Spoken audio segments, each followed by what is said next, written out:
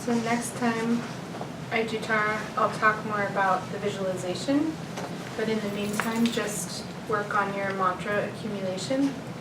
So just like in any practice, really, it's not so much about the sadhana itself as much as it is about the connection with the actual deity, with the actual Yidam. It's more important to develop a direct, perceptive communication line with whoever you're working with than it is to like go through a sadhana and not necessarily,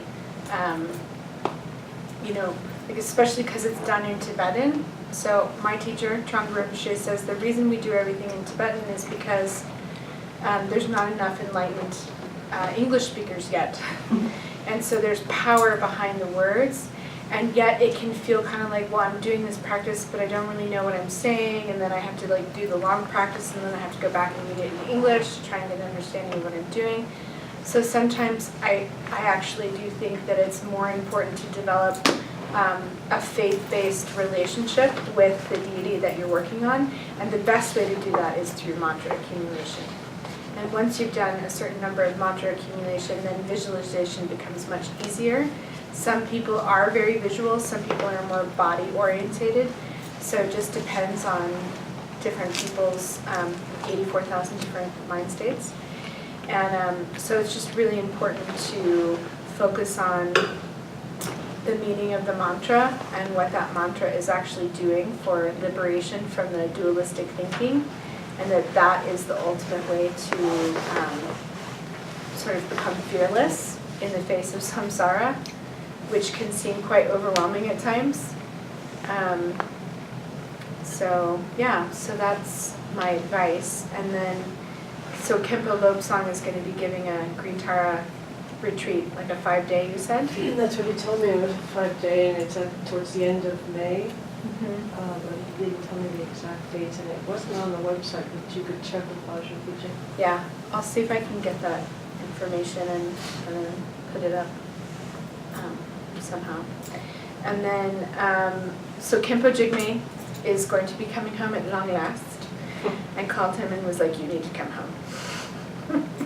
So he was in Hong Kong giving teachings for a long time, and then he's currently in Bhutan at the moment, and then he'll be coming home and then zipping away to the Tronghu Sangha in Portland, Maine to give teachings for a little while. And then I know that the Kagyu Munlam is happening up in Canada in June. Up at the North American Kagyu Munlam is happening up in Vancouver in June. And so most likely, usually both Khenpos leave. I'm too busy next month, and Khenpo's in Maine, and the other Khenpo is busy, but I have requested Khenpo Lobsang to come and teach at some point, and he told me he would. So we're probably going to have to skip May, and then I'll try and pin someone down for June for something. And then, we'll go from there. So let's dedicate the merit on page 13 of your little text. So nam di tam che se pani to ne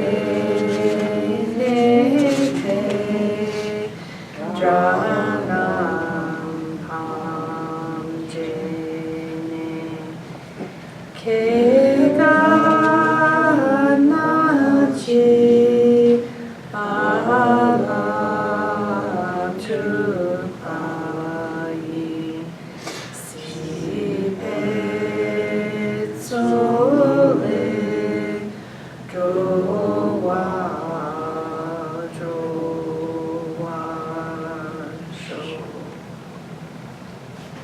By this merit may all attaining nations and defeat the enemy of wrongdoing, from the stormy waves of birth, old age, sickness, and death, from the oceans of samsara, may I free all